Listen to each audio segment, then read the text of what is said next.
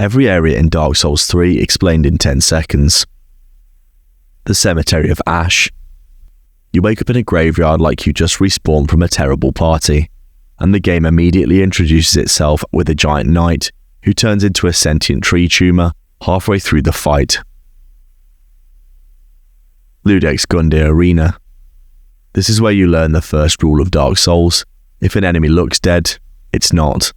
If it looks alive, it wants you dead. And if it looks like Gundyr, good luck. The Firelink Shrine. Your hub of sadness. Everyone here is either sitting, sighing, or saying something cryptic that basically means, you're screwed, good luck. But at least Andre's here. The man is somehow immortal and shredded. The High Wall of Lothric. A whole kingdom paused mid-crisis. Hollows wander around confused, knights try to kill you with maximum enthusiasm, and a dragon is definitely violating at least 10 noise laws. Tower on the Wall. One narrow staircase, one angry knight, and one lesson. Stairs are the real boss of Dark Souls. Vort's Bridge.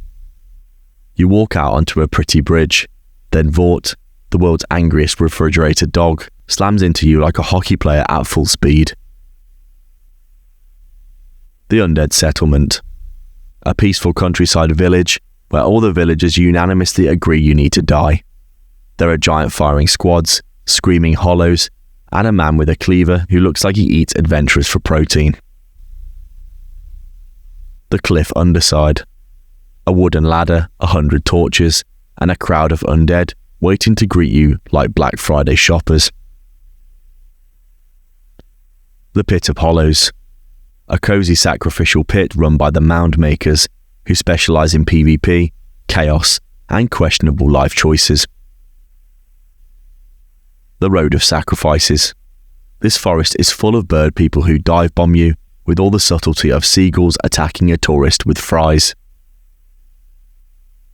The Halfway Fortress. 2 NPCs sit peacefully around a bonfire, watching you get jumped by every creature within a mile radius. The Crucifixion Woods. A swampy horror zone full of giant crabs and mages who shoot spells from half a football field away because they hate your fun. The Ruined Watchtower.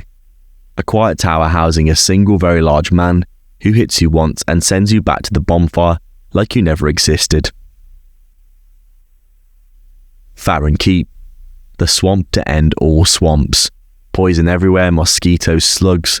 It's like the developers wanted you to feel physically sticky. The Farron Keep Perimeter. A tranquil-looking forest until you realise the giant wolves stalking you are smarter, faster, and probably better educated. The Keep Ruins.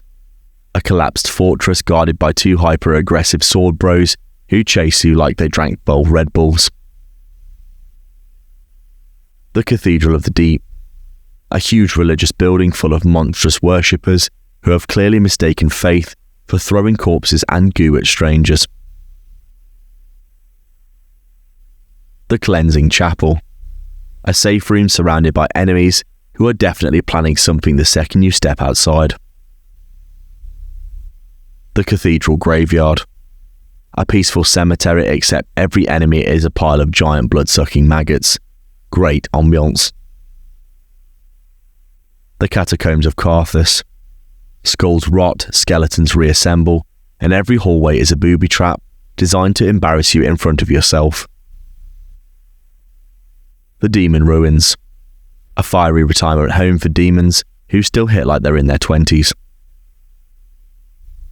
The Old King's Antechamber. A cramped room full of pyromancers who think the best use of fire magic is spamming fireballs at walls and you. The Smouldering Lake. A volcanic nightmare with a giant ballista firing bolts at you like it's trying to win a long-distance sniping contest. Also, crab monsters the size of cars. Irithyll of the Boreal Valley. A beautiful snow-lit dream city until demon dogs, ice knights, and a ghost wolf chase you down in the opening 5 seconds.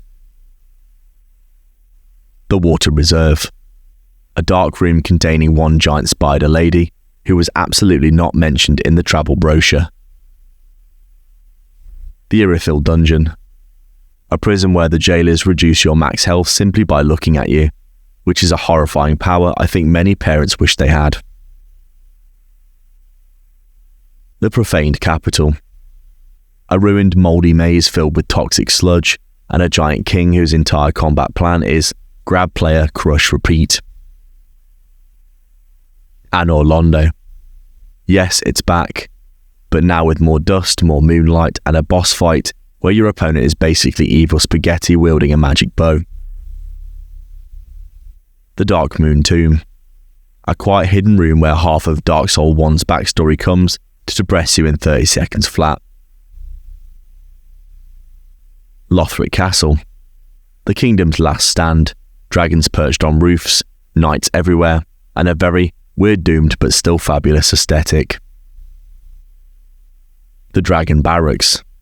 You sprint past dragons shooting flames at everything because fighting them is optional, and optional means don't do it. The Grand Archives. A haunting library where scholars fling spells, bookshelves slap you, an entire building smells like damp graduate students. The Elevator Hall. A giant elevator whose main function is tossing players off its edges for comedy value. The Consumed King's Garden. A disgusting overgrown swamp guarded by a mutant king who looks like he went too far with DIY parenting. The Untended Graves. Firelink Shrine's dark emo twin. Same layout, but now it's night and everything wants you even more dead than usual. The Kiln of the First Flame. A vast ash desert where the final boss parries your soul before you choose which ending disappoints the world the least. The Archdragon Peak. A secret mountaintop where monks turn into lightning snakes and giant dragons drop down like welcome to the actual game. The Dragonkin Mausoleum. A hallway of infinite PvP nightmare. The architect definitely hated people here. The Great Belfry. Ring a giant bell to summon a dragon who immediately regrets showing up. And there you have it.